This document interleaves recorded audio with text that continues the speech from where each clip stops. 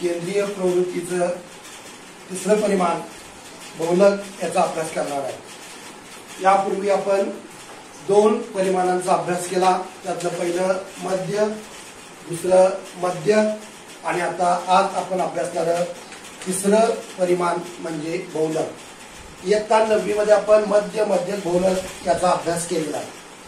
आता बहुलक म्हणजे काय?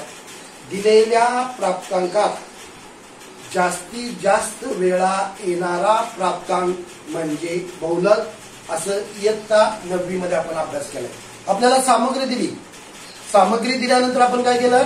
टाळ्याच्या खुणा करून त्या ठिकाणी सारणी तयार केली आणि त्या सारणीवरून जो प्राप्तांक जास्त वेळा आलेला आहे तो प्राप्तांक म्हणजे त्या सामग्रीचा बहुलक होय, असं इयत्ता 9वी मध्ये आपण अभ्यासलं। आज आपण सूत्राच्या साहाय्यानं त्या दिलेल्या वर्गीकृत वारंवारता वितरण सारणीचा बहुलक कसा काढायचा याचा अभ्यास करणार आहोत। इथे लक्षात बघा, इयत्ता 9वी मध्ये आपण काय केलं? सामग्रीचा अभ्यास केला। सामग्री चढत्या किंवा उतरत्या क्रमाने मांडली किंवा या ठिकाणी वर्गीकृत वारंवारता सारणी तयार केली, त्याच्यावरून जो प्राप्तांक जास्त वेळा आला तो प्राप्तांक म्हणजे त्या सामग्रीचा बहुलक असा इयत्ता 9वी मध्ये आपण अभ्यास केला। आज आपण या वर्गीकृत वारंवारता वितरण सारणीचा अभ्यास करणार आहे। आता ज्यावेळी आपण मध्यकाचा अभ्यास केला त्यावेळी मध्यकामध्ये सुद्धा एक अट होती की दिलेले वर्ग सलग असावे लागतात, तीच अट या बहुलकामध्ये आहे। ज्यावेळी आपण बहुलक काढणार आहे त्यावेळी दिलेले वर्ग सलग असावे लागणार आहे। जर वर्ग सलग नसतील तर ते वर्ग आपल्याला सलग करून घ्यायचे आहेत आणि वर्ग सलग करण्याची जी क्रिया आहे ती मी तुम्हाला मागच्या तासाला सांगितलेली आहे। या ठिकाणी खालच्या आणि वरच्या वर्ग मर्यादेमधून किती मिळवायचे आणि किती वजा करायचं याचा अभ्यास आपण इयत्ता 9वी ला केला आणि मागच्या तासाला सुद्धा आपण काय केलेलं आहे, या ठिकाणी ते वर्ग सलग कसे करायचे याचा अभ्यास केलेला आहे। आता त्यानंतर काय करायचं? वर्ग जर सलग असतील तर 2 स्तंभाची सारणी, वर्ग सलग असतील तर 2 स्तंभाची सारणी आणि जर वर्ग सलग नसतील तर 3 स्तंभाची सारणी। वर्ग सलग असतील तर 2 स्तंभ आणि वर्ग सलग नसतील तर 3 स्तंभाची सारणी आपल्याला आखावी लागणार आहे। त्यानंतर आपण त्या सारणीमध्ये कोणताही बदल न करता काही ठराविक किमती आपल्याला त्या सर्व किमती त्या सारणीमधून मिळणार आहे। आता या ठिकाणी मी एक उदाहरण दिलेलं आहे। या ठिकाणी पहिल्या ओळीमध्ये रोपांची संख्या दिलेली आहे, त्यानंतर विद्यार्थी संख्या दिलेली आहे। आता रोपांची संख्या म्हणजे वर्ग आहे। आता जर मी या वर्गांचं निरीक्षण केलं तर 0 ते 10, 10 ते 20, 20 ते 30, 30 ते 40, 40 ते 50 जर मी या वर्गांचं निरीक्षण केलं तर या दिलेल्या सारणीमध्ये वर्ग सलग आहेत। आता वर्ग सलग आहेत म्हणजे काय? या ठिकाणी आपल्याला 2 स्तंभाची सारणी आखावी लागणार आहे। पहिल्या स्तंभात दिलेले वर्ग, दुसऱ्या स्तंभात वारंवारता। आता या उदाहरणामध्ये रोपांची संख्या म्हणजे वर्ग आहे आणि विद्यार्थी संख्या म्हणजे वारंवारता आहे, म्हणजे मी 2 स्तंभाची सारणी आखणार। पहिल्या स्तंभामध्ये मी रोपांची संख्या लिहिणार, दुसऱ्या स्तंभामध्ये विद्यार्थी संख्या लिहिणार, कारण वर्ग सलग आहेत म्हणून 2 स्तंभाची सारणी। आता या ठिकाणी रोपांची संख्या पहिल्या स्तंभामध्ये लिहिली 0 ते 10, 10 ते 20, 20 ते 30, 40 ते 50। बघा चुकलं काय? बघा कुठं इथं 20 ते 30, 30 ते 40, 30 ते 40 आणि शेवटचा वर्ग किती आहे? 40 ते 50। बघा पहिला वर्ग आहे 0 ते 10, 10 ते 20, 20 ते 30, 30 ते 40, 40 ते 50 हे दिलेले वर्ग मी काय केले? पहिल्या स्तंभात दिले। आता त्यानंतर दुसऱ्या स्तंभामध्ये विद्यार्थी संख्या, विद्यार्थी संख्या म्हणजे काय? वारंवारता। या ठिकाणी पहिल्या वर्गाची वारंवारता 30 आहे, दुसऱ्या वर्गाची वारंवारता 70 आहे, तिसऱ्या वर्गाची वारंवारता 100 आहे आणि चौथ्या वर्गाची वारंवारता 70 आणि जो 5वा वर्ग आहे 40 ते 50 या वर्गाची वारंवारता 40 आहे। आता या ठिकाणी आपण निरीक्षण करायचं सगळ्यात जास्त वारंवारता कुठे आहे बघायचं? 30, 70, 100, 70, 40, 100 ही सगळ्यात सर्वात मोठी असणारी वारंवारता आहे। म्हणजे काय करायचं? पहिल्यांदा इथे 100 ला बोल करायचा। सर्वात जास्त वारंवारता किती आहे? 100।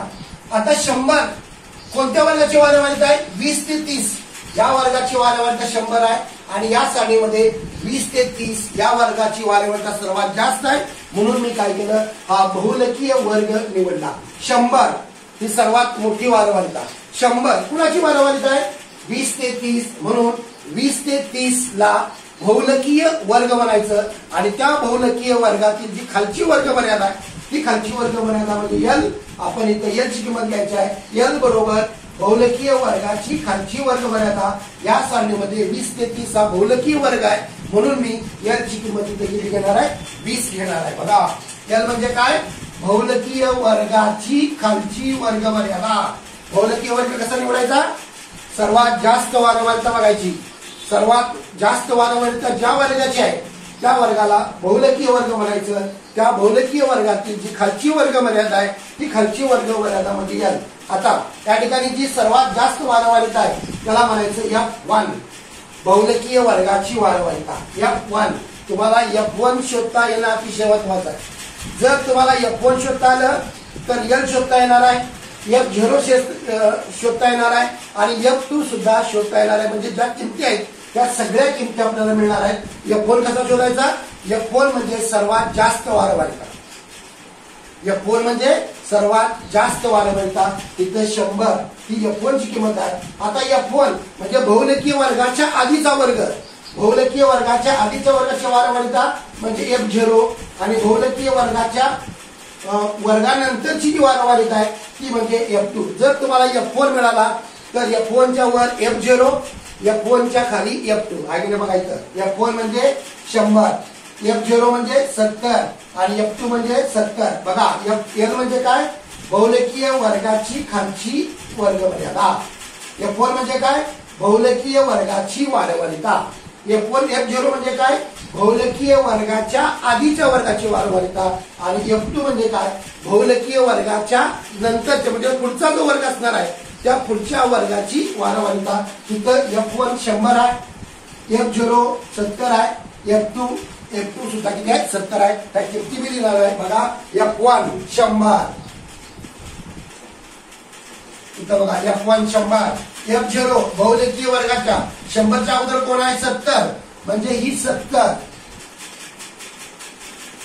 त्यानंतर F2 पण 70 आहे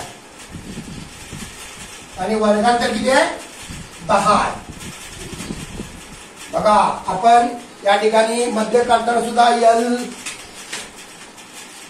एल सी एफ ज्या किमती काढल्या त्याच पद्धतीनं जर आपल्याला दिलेल्या वर्गीकृत वारंवारता वितरणासाठीचा बहुलक काढायचा असेल तर बहुलक बरोबर एल अधिक कंसात F1 वजा F0 छेद 2 F1 वजा F0 वजा F2 कंस पूर्ण गुणिले H. यातलं एल म्हणजे बहुलकीय वर्गाची खालची वर्ग मर्यादा. F1 म्हणजे बहुलकीय वर्गाची वारंवारता. F0 म्हणजे बहुलकीय वर्गाच्या आधीच्या वर्गाची वारंवारता. F2 म्हणजे बहुलकीय वर्गाच्या पुढचा वर्ग आहे, पुढचा जो वर्ग आहे त्या वर्गाची वारंवारता म्हणजे F2. आणि H म्हणजे वर्गांतर. जर मी या सारणीचा विचार केला तर याच्यामध्ये F1 100 आहे आणि F1 100 असणाऱ्या या वर्गाची खालची वर्ग मर्यादा 20 आहे, म्हणून मी इथे याची किंमत 20 घेतली. F1 100, F0 70, F2 70 आणि वर्गांतर 20, वर्गांतर 10. अशा पद्धतीनं त्या सूत्रामध्ये जी अक्षरं वापरलेली आहेत त्या अक्षरांच्या सगळ्या किमती मला मिळाल्या आणि या सगळ्या किमती आपण या सारणीमधून मिळवलेल्या आहेत. म्हणजे दिलेल्या सारणीचं आपल्याला काळजीपूर्वक निरीक्षण करावं लागणार आहे, कारण त्यामध्ये आपल्याला सर्वात जास्त वारंवारता ओळखता आली पाहिजे. जी सर्वात जास्त वारंवारता आहे त्याला F1 म्हणा, त्या वर्गाची जी खालची वर्ग मर्यादा आहे त्याला L म्हणा, F1 च्या वर जी वारंवारता दिली त्याला F0 म्हणा, F1 च्या खाली जी वारंवारता आहे त्याला F2 म्हणा. त्यानंतर वर्गांतर काढा. ह्या सगळ्या किमती डाव्या बाजूला घ्या. L बरोबर 20, F1 बरोबर 100, F0 बरोबर 70, F2 बरोबर 70 आणि H बरोबर 10. ह्या किमती मिळाल्यानंतर उभी रेष मारायची आहे आणि त्यानंतर हे सूत्र लिहायचं आहे. बहुलक बरोबर L अधिक चौकटी कंसात F1 वजा F0 छेद 2 F1 वजा F0 वजा F2 चौकटी कंस पूर्ण गुणिले H. ह्या सगळ्या कंसाला H आपण गुणलेला आहे. आता बरोबर चिन्हाखाली बरोबर चिन्ह आपल्याला या ज्या किमती आपण मिळवलेल्या आहेत त्यातली L ची किंमत 20 आहे म्हणून इथं 20 लिहिणार अधिक चौकटी कंस F1 100 F0 70 त्यानंतर 2 F1 म्हणजे 2 गुणिले F1 2 कंसात 100 त्यानंतर F1 F0 वजा F2 वजा 70 चौकटी कंस पूर्ण गुणिले 10. आता नेहमीच्या पद्धतीनं पहिल्यांदा कंसातली क्रिया पूर्ण करायची. कंसात वजाबाकी गुणाकार आणि परत बेरीज आहे ते करूया आपण. बरोबर चिन्हाखाली बरोबर चिन्ह इथं 20 लिहायचं अधिक मला सांगा 100 मधून 70 वजा केल्यानंतर 30 येणार. 100 गुणिले 2 200. इथं पण चिन्हांचा नियम वापरायचा आहे. ऋण 70 समान चिन्ह म्हणून बेरीज आणि त्या बेरीजला ऋण चिन्ह. ऋण 70 आणि ऋण 70 ची बेरीज किती आली ऋण 140 गुणिले 10. आता परत बरोबर चिन्हाखाली बरोबर चिन्ह 20 अधिक 30 आहे तसे. आता 200 मधून 140 वजा करणार किती येणार आहे 60 गुणिले 10. आता या पहिल्याला आपण काय करूया कंस काढूया. बरोबर 20 अधिक 30 गुणिले 10 छेद 60 शून्य घालवा 6 एके 6 6 पंचे 30 5 एके 5 बरोबर 20 अधिक 5 बरोबर 25. म्हणजे ह्या दिलेल्या सारणीचा बहुलकी त्याला 25 आला. बघा या ठिकाणी L अधिक चौकटी कंसात F1 वजा F0 छेद 2 F1 वजा F0 वजा F2 चौकटी कंस पूर्ण गुणिले H. इथे L ची किंमत 20 आहे. F1 100 आहे F0 70 आहे म्हणून 100 वजा 70 मी दिलं. त्यानंतर 2 F1 2 कंसात 100 वजा 70 चौकटी कंस पूर्ण गुणिले 10. मी पहिल्यांदा काय केलं बघा. मी पहिल्यांदा काय केलं 100 मधून 70 वजा केले ते अंशात दिले 30. त्यानंतर 2 ने 100 ला गुणलं 200. त्यानंतर ऋण 70 त्या दोघांची बेरीज केली ती ऋण 140 आली. त्यानंतर बघा या ठिकाणी 20 आहे तर शेवटपर्यंत 20 आहे त्याचे लिहायचे त्याच्यामध्ये बदल करायचा नाही. 20 हे 30 त्यानंतर 200 वजा 140 त्यानंतर छेदातली वजाबाकी केली 20 अधिक चौकटी कंसात 30 छेद 60 गुणिले 10. इथं मी कंस काढला. कंस काढताना फक्त 10 ने काय करायचं अंशाला गुणायचं. 20 अधिक 30 गुणिले 10 छेद 60 शून्य घालवल्या. त्यानंतर 6 एके 6 6 म्हणजे 30 त्यानंतर 5 एके 5 आणि त्यानंतर जो गुणाकार आला भागाकार करून जो राहिला गुणाकार आला तो गुणाकार काय केला मी L मध्ये मिळवला म्हणजे 25 आला. अशा पद्धतीनं दिलेल्या वर्गीकृत वारंवारता वितरण सारणीचा बहुलक त्याला 25. बघा त्या ठिकाणी पुन्हा मी सगळ्या पहिल्या सांगणार आहे तुम्हाला. बहुलक काढण्यासाठी वर्ग सलग असावे लागतात. जर वर्ग सलग असतील तर 2 स्तंभाची सारणी आखायची. वर्ग सलग असतील तर फक्त 2 स्तंभाची सारणी आखायची. पहिल्या स्तंभामध्ये दिलेले वर्ग लिहायचे दुसऱ्या स्तंभामध्ये दिलेली वारंवारता लिहायची. आता या उदाहरणामध्ये रोपांची संख्या म्हणजे वर्ग विद्यार्थी संख्या म्हणजे वारंवारता. उदाहरणामध्ये ज्या काही किमती दिल्या त्या किमती मी सरळ या सारणीमध्ये लिहिल्या. त्यानंतर मी फक्त दुसऱ्या स्तंभाचं निरीक्षण करायचं पहिल्यांदा. त्याच्यामध्ये सर्वात जास्त वारंवारता शोधायची. या उदाहरणामध्ये सर्वात जास्त वारंवारता सगळ्यात मोठी वारंवारता 100 आहे म्हणून मी 100 ला F1 म्हटलं. 100 ज्या वर्गाची वारंवारता आहे त्या वर्गाची जी खालची वर्ग मर्यादा आहे त्याला मी L म्हटलं. या उदाहरणामध्ये L बरोबर 20 आहे. त्यानंतर 100च्या वर मी गेलो म्हणजे बहुलकीय वर्गाची जी वारंवारता आहे त्या वारंवारतेच्या ज्या आधीचा वर्ग आहे त्या वर्गाची वारंवारता म्हणजे F0. त्यानंतर F1च्या नंतर जो वर्ग आला म्हणजे बहुलकीय वर्गानंतर जो वर्ग आला पुढचा वर्ग त्या वर्गाची वारंवारता F2 आलं. लक्षात ठेवा F0 F1 F2 हे सलग येणार आहे. पहिल्यांदा F0 त्यानंतर F1 त्यानंतर F2 ह्या सगळ्या किमती मिळवायला तुम्हाला F1 ची किंमत मिळणं अतिशय महत्वाचं आहे. त्यानंतर वर्गांतर काढा. या उदाहरणामध्ये L बरोबर बहुलकीय वर्गाची खालची वर्ग मर्यादा 20 आहे. F1 बरोबर बहुलकीय वर्गाची वारंवारता 100 आहे. F0 बरोबर बहुलकीय वर्गाच्या आधीच्या वर्गाची वारंवारता 70 आहे. त्यानंतर F2 काय आहे, बहुलकीय वर्गाच्या पुढच्या वर्गाची वारंवारता पण 70 आहे. इथं वर्गांतरता आहे. त्यानंतर उभी रेष मारा, हे सूत्र लिहा. बहुलक बरोबर L अधिक चौकडी कंसात F1 वजा F0 छेद 2F1 वजा F0 वजा F2 चौकडी कंस पूर्ण गुणिले H. त्यानंतर या सूत्रामध्ये किमती घाला. किमती घातल्यानंतर कंस पहिल्यांदा सोडवायचं. कंसामध्ये वजाबाकी, गुणाकार आणि बेरीज या 3 क्रिया आहेत. ह्या 3 क्रिया करा. त्यानंतर कंस काढा. कंस काढल्यानंतर कंसाच्या बाहेर जे गुणिले H आहे त्यांना फक्त अंशाला गुणा. जर भाग जात असेल तर भाग लावा आणि त्यानंतर जो काय भागाकार येणार आहे तो भागाकार L मध्ये मिळवा. आणि अशा पद्धतीनं दिलेल्या वर्गीकृत वारंवारता वितरण सारणीचा मध्य आपण काय करू शकतो, काढू शकतो. आता दुसरं एक उदाहरण घेऊ आपण. आता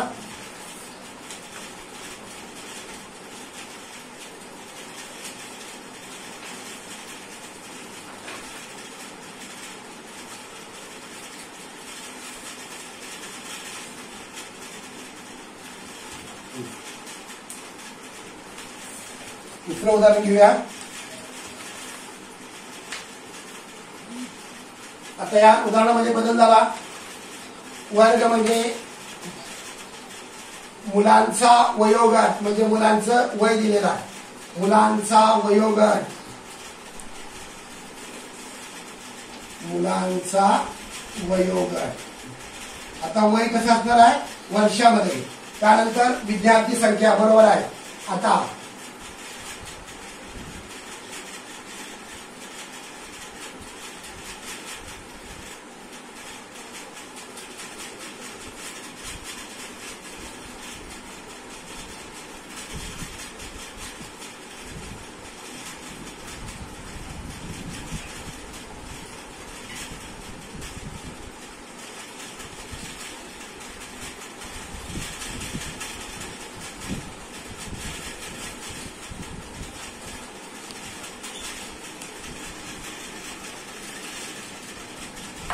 बघा, पहिला वर्ग आहे 6 ते 8. त्यानंतर आहे 8 ते 10. त्यानंतर आहे 10 ते 12. त्यानंतर आहे 12 ते 14 आणि शेवटचा गट आहे 14 ते 16. आता 6 ते 8 वयोगटातील 43 विद्यार्थी आहेत. त्यानंतर 8 ते 10 मध्ये 58 विद्यार्थी आहेत. त्यानंतर 10 ते 12 मध्ये 70 विद्यार्थी आहेत. 12 ते 14 मध्ये 42 विद्यार्थी आहेत आणि 14 ते 16 मध्ये 27 विद्यार्थी आहेत. आता जर मला सांगा, या सारणीचं आपण जर निरीक्षण केलं तर पहिला गट आहे 6 ते 8, 8 ते 10, 10 ते 12, 12 ते 14, 14 ते 16. जर निरीक्षण केलं तर वर्ग सलग आहेत का? सगळ्यात महत्वाचा प्रश्न आहे, वर्ग सलग आहेत का सांगा मला. या सारणीमध्ये वर्ग सलग आहे म्हणजे आपण ज्यावेळी प्रत्यक्ष उदाहरण सोडवणार आहे त्यावेळी आपल्याला 2 स्तंभाची सारणी आखावी लागणार आहे. कारण वर्ग सलग आहेत. 6 ते 8, 8 ते 10, 10 ते 12, 12 ते 14, 14 ते 16. जर वर्गांचं निरीक्षण केलं तर या ठिकाणी वर्ग सलग आहेत म्हणजे या ठिकाणी 2 स्तंभाची सारणी आपल्याला आखावी लागणार आहे. आता बघा, या ठिकाणी पुन्हा गणित सोडवायला पुन्हा सारणी आखायची आहे. या ठिकाणी इथं काय लिहिणार मी, मुलांचा वयोगट, मुलांचा वयोगट, वयोगट. बघा 6 ते 8 लिहिताना चूक होते का बघा. 8 ते 10, 10 ते 12, 12 ते 14, 14 ते 16. दिलेले वर्ग आहेत तसे लिहिले बरोबर आहेत का बघा. सगळ्यांना दिसतंय का? हा, सगळ्यांना दिसतंय का? हा, वर्ग दिले बरोबर आहेत का बघा. वारंवार लिहूया आता. 43, 58, 70, 42 आणि 27. लक्षात येतंय बघा. 7 ते 8 वर्गाची वारंवारता 43 आहे. 8 ते 10 ची 58 आहे. 10 ते 12 ची 70 आहे. 12 ते 14 ची 42 आहे आणि 14 ते 16 ची 27 आहे. सांगा मला सगळ्यात जास्त वारंवारता कुठे आहे? हा, एखाद्यानं माहिती चालू करायचं उत्तर द्यायचं आहे. सगळ्यात जास्त वारंवारता F1 कुठे आहे सांगा मला. या उदाहरणामध्ये F4 काय येणार? या उदाहरणामध्ये F4 काय येणार? 70 बरोबर. 70 ला गोल करायचा, 70 ला F1 म्हणायचा. बहुलकीय वर्गाच्या अगोदरची वारंवारता F0 58, त्यानंतरचा वर्गाची वारंवारता F2. ज्याला F1 ची किंमत शोधता आली त्याला बाकीच्या सगळ्या किमती शोधता येणार आहेत. बहुलकीय वर्ग किती आला? 70. 70 कुणाची वारंवारता आहे? 10 ते 12 म्हणजे 10 ही L ची किंमत आहे. या उदाहरणामध्ये 10 ही L ची किंमत आहे. L बरोबर 10, F1 बरोबर 70, F0 बरोबर 58, F2 बरोबर 42. ह्या सगळ्या किमती मिळाल्या का बघा. आणि वर्गांतर किती आहे? 2 आहे. ह्या किमती लिहू आपण. या ठिकाणी बहुलकीय वर्गाची खालची वर्ग मर्यादा 10, बहुलकीय वर्गाची वारंवारता 70, त्यानंतर F0 58, F0 58, त्यानंतर F2 42 आणि वर्गांतर 2. 8 मधून 10 मधून 8 वजा करा किंवा 8 मधून 6 वजा करा, 2 येणार आहे. बघा या ठिकाणी 70 ही सगळ्यात जास्त वारंवारता आहे म्हणून 70 ही F1 ची किंमत झाली. त्या वर्गाच्या आधीच्या वर्गाची वारंवारता F0 58 झाला. त्या वर्गानंतरचा म्हणजे पुढचा जो वर्ग आहे त्याची वारंवारता 42 म्हणजे F2 किती झाला? 42. 70 ही कुणाच्या वर्गाची वारंवारता आहे? 10 ते 12. त्यामध्ये जी खालची वर्ग मर्यादा आहे म्हणजे L, इथं L बरोबर 10, F1 बरोबर 70, F0 बरोबर 58, F2 बरोबर 42, H बरोबर 2. ह्या सगळ्या किमती काय करूया या सूत्रामध्ये पुन्हा घालूया आपण. बरोबर चिन्हाखाली बरोबर चिन्ह L 10, चौकटी कंसात काय येणार बघा. F1 किती आहे? F1 70 वजा 58, परत 2 कंसात 70 वजा 58 वजा 42, वजा 58 वजा 42 गुणिले 2 गुणिले 2. आता बघा बरोबर चिन्हाखाली बरोबर चिन्ह 10 अधिक पहिल्यांदा वजा बाकी 70 मधून 58 वजा करा 12, 7 दुनी 14, 140 वजा 100 बरोबर 100 आहे का बघा गुणिले 2 बरोबर आहे का 100. त्यानंतर बरोबर 10 अधिक अजून कंस काढायचा आहे 140 मध्ये 40 100 वजा करा 40 गुणिले 2. आता बरोबर 10 अधिक 12 दोन्ही 24, 24/40.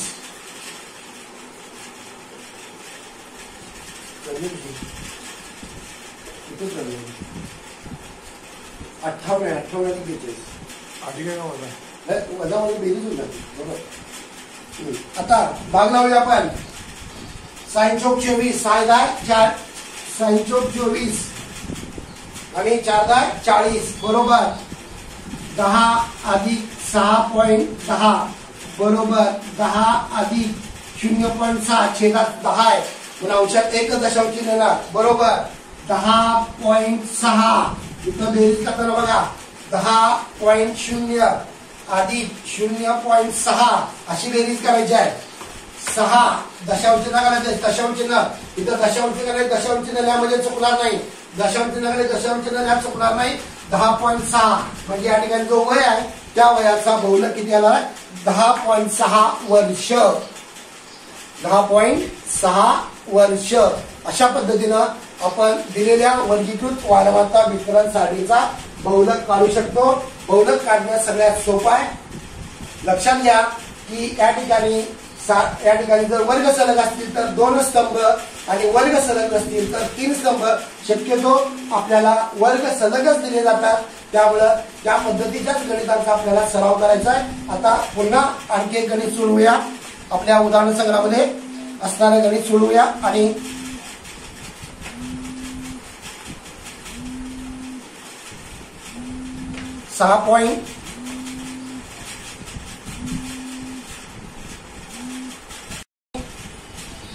काही कुटुंबाच्या मासिक वीज काही कुटुंबाचा मासिक वीज वापर पुढील वर्गीकृत वारंवारता सारणीत दिला आहे, त्यावरून वीज वापराचे बहुलक काढा.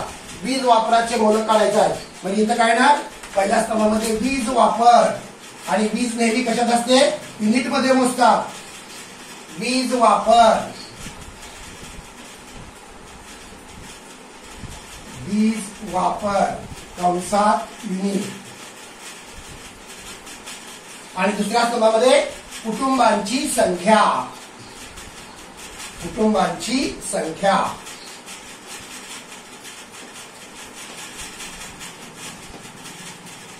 कुटुंबांची संख्या. आता बघूया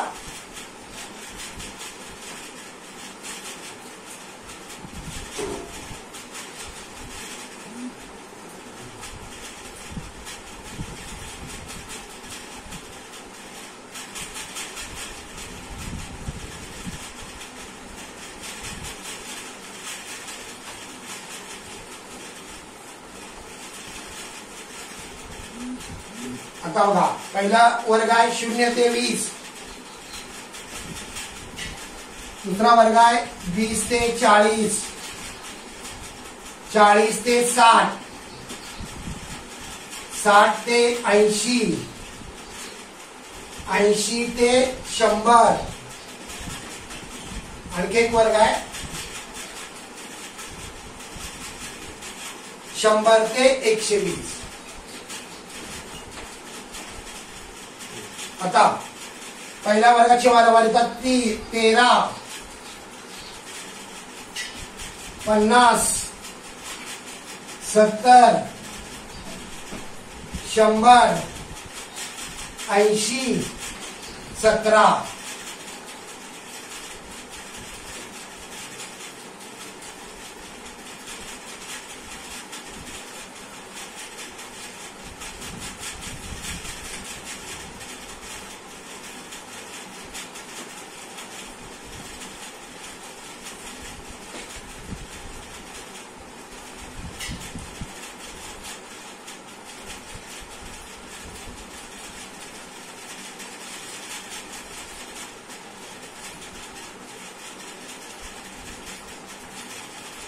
दिलेले वर्ग बघा, सलग आहेत का, निरीक्षण करा. वर्गांचं निरीक्षण करा, वर्गांचं निरीक्षण करा. सलग आहेत का बघा, वर्ग सलग आहेत का बघा. 0 ते 20 पहिला वर्ग आहे 0 ते 20, त्यानंतर 20 ते 40, 40 ते 60, 60 ते 80, 80 ते 100, आणि 100 ते 120. म्हणजे वर्ग सलग आहे. म्हणून काय केलं मी, 2 स्तंभाची सारणी. पहिल्या स्तंभामध्ये वर्ग द्या. इथं वर्ग म्हणजे विजेचा वापर आणि कुटुंबांची संख्या. पहिल्या स्तंभातल्या वीज वापर, वीज वापर आणि कुटुंबांची संख्या. काही बदल करायचा नाही. पहिला वर्ग आहे 0 ते 20, 20 ते 40, 40 ते 60, 60 ते 80, 80 ते 100, 100 ते 120. पहिल्या वर्गाची वारंवारता 13, 50, 70, 100, 80, 17. पहिल्यांदा काय शोधायचं आहे, F1 शोधायचा आहे. F1 म्हणजे काय, सर्वात जास्त वारंवारता. F1 म्हणजे काय, सर्वात जास्त वारंवारता. 13, 50, 70, 100, 80, 17. कुठला येणार F1, इथे F1 कोण येणार, सर्वात जास्त वारंवारता 100. मग काय करायचं, 100च्या पुढे F1 लिहायचा. आता त्या वर्गाच्या अगोदरची वारंवारता F0, त्या पुढच्या वर्गाची वारंवारता F2. आता 100 कोणत्या वर्गाची वारंवारता आहे, 60 ते 80, यातला 60 म्हणजे L. बघा इथं आपल्याला L ची किंमत मिळाली. L बरोबर 60, L बरोबर 60. बहुलेखीय वर्गाची खालची वर्ग मर्यादा. त्यानंतर F1 किती आहे, 100. F0 70, F2 80 आणि वर्गांतर किती आहे 20 आहे. बघा L ची किंमत किती आहे, L बरोबर 60, कारण बहुलेखीय वर्गाची खालची वर्ग मर्यादा 60 आहे म्हणून ते 60. त्यानंतर F1 100, F0 70, F2 80 आणि वर्गांतर 20. आता या किमती काय करूया आपण या सूत्रामध्ये घालूया. बघा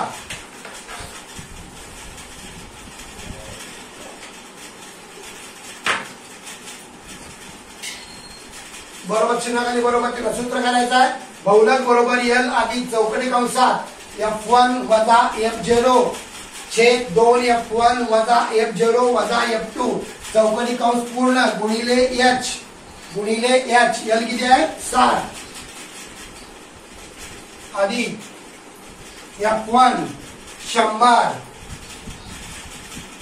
F0 70, 2 100 वजा 70 अधिक 80 वजा 70 वजा 80 चौकटी कंस पूर्ण गुणिले H बरोबर 20 बरोबर चिन्हाखाली बरोबर चिन्ह 60.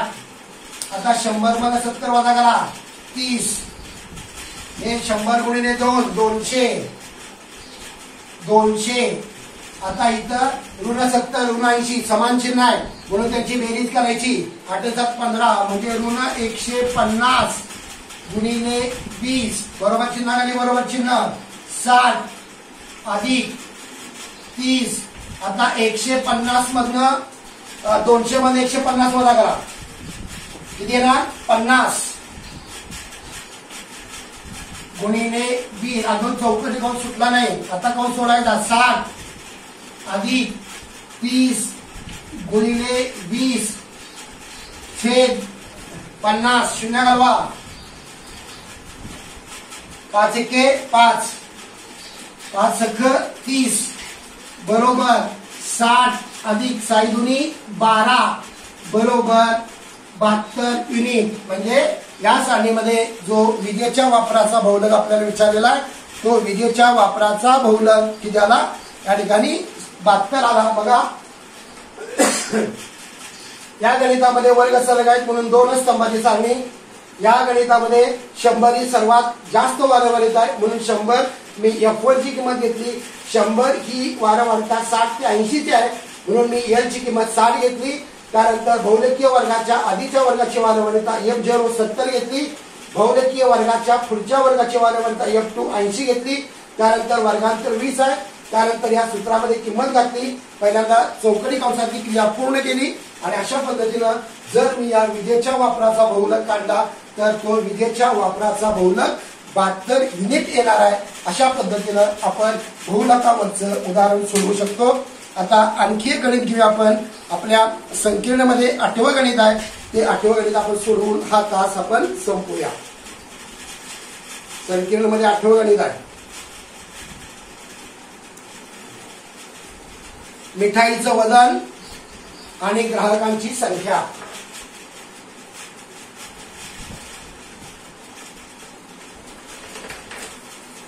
आता पहिल्या स्तंभामध्ये काय लिहिणार मिठाईचं वजन ग्रॅम मध्ये असणार आहे.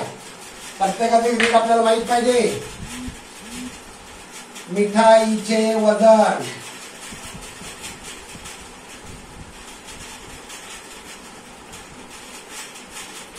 आणि दुसऱ्या स्तंभात जी वारंवारिता म्हणजे ग्राहकांची संख्या.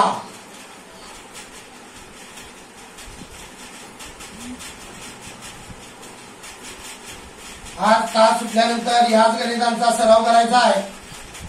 मध्यक बहुलक ज्याला काही शंका असेल त्याला मला विचारा किंवा गणित सोडवा आणि माझ्या व्हॉट्सअपवर टाका किंवा मला विचारलं तरी चालेल. शंका कुठलीही मनात ठेवायची नाही.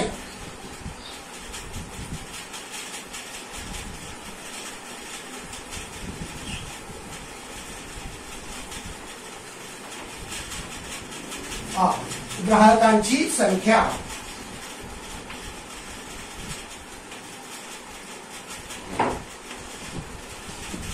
पहिला वर्ग आहे बघा 0 ते 250, 250 ते 500, 500 ते 500 ते 750, 750 ते 1000, 1000 ते 1250 एवढेच वर्ग आहे.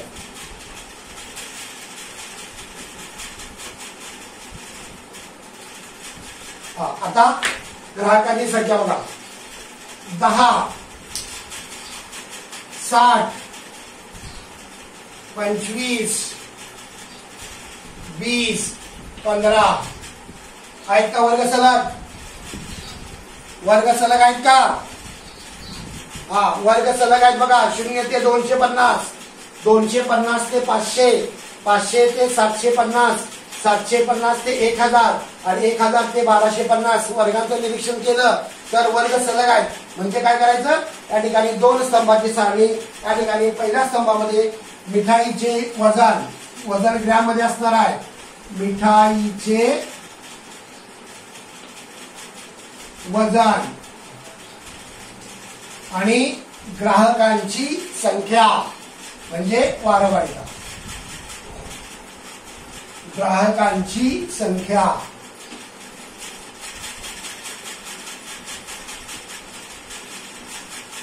आता 0 ते 250, 250 ते 500, 500 ते 750, 750 ते 1000 आणि 1000 ते 1250. त्यानंतर 10, 60, 25, 20 आणि 15. सांगा सगळ्यात जास्त वारंवारिता. सगळ्यात जास्त वारंवारिता सांगा. सगळ्यात जास्त F1 ची किंमत सांगा. F1 सगळ्यात जास्त वारंवारिता 60. 60 च्या पुढे काय लिहायचं? F1. आता 60 च्या अगोदरची वारंवारिता F0, 60 नंतरची वारंवारिता F2. ज्याला F1 शोधता येणार त्याला लगेच F0 आणि F2 ची किंमत लगेच मिळणार आहे. त्यानंतर F1 ची वारंवारिता खालची वर्ग मर्यादा L बरोबर 250. आता या सगळ्या किमती पुन्हा लिहा. सगळ्यांना F1, F0, F2 आणि L ची किंमत कशी मिळवायची लक्षात आलं का? F1 म्हणजे सर्वात मोठी वारंवारिता. F1 च्या आधीच्या वर्गाची वारंवारिता म्हणजे F0. F1 च्या नंतरची वारंवारिता म्हणजे F2. F1 ज्या वर्गाची वारंवारिता आहे त्या वर्गाची खालची वर्ग मर्यादा म्हणजे L. अशा पद्धतीनं या उदाहरणामध्ये L बरोबर 250, F1 60, F0 10, F2 25 आणि वर्गांतर 250. या किमती बरोबर आहेत का बघा. L बरोबर 250 कारण 60 च्या वर्गाची खालची वर्ग 250 आहे. F1 60, F0 10, F2 25, H 250. आता किमती घालूया आपण. या उदाहरणामध्ये किमती घाला म्हणजे लक्षात येईल आपलं. L किती आहे? 250. 250 अधिक F1 60.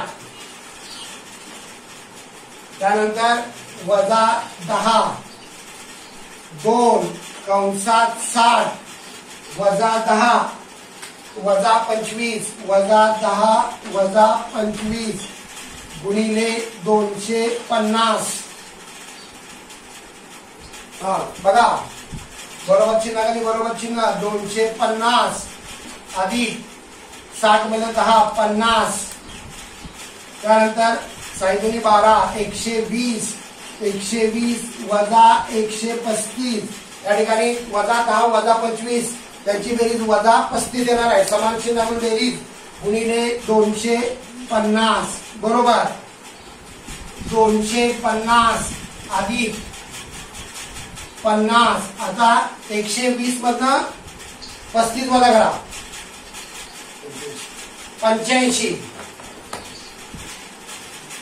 गुणिले 250 बरोबर 250 अधिक 50 गुणिले 250 वजा 85 इथं भाग लावायचा आहे 250 ला आणि 85 ला 17 पाची 85 आणि 5 वजा 25 म्हणजे 50 काय आले तर या ठिकाणी 250